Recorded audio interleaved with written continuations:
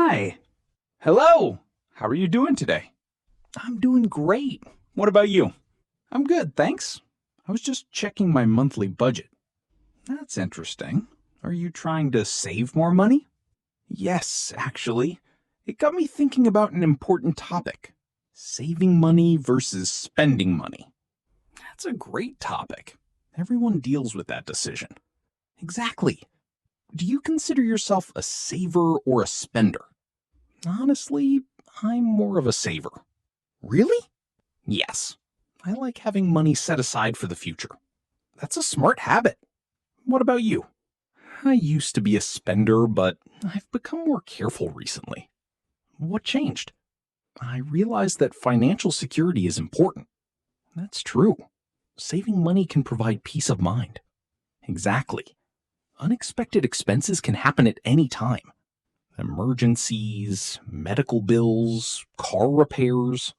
That's why having savings is so valuable. I completely agree. But spending money isn't always bad either. That's true. Money is meant to improve our lives. Right. If we never spend money, we might miss experiences and opportunities. Exactly. I think the key is balance.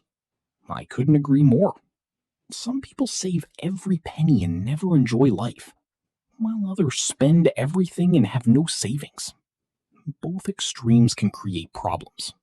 That's why financial balance is important. Do you follow a budget?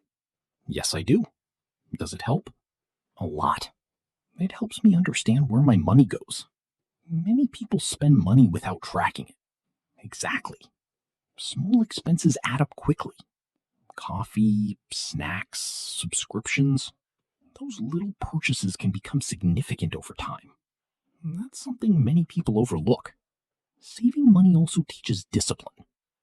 Definitely. Sometimes you want to buy something immediately, but you stop and think first. Exactly.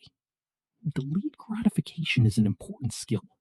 Successful people often talk about that because long term thinking usually leads to better results.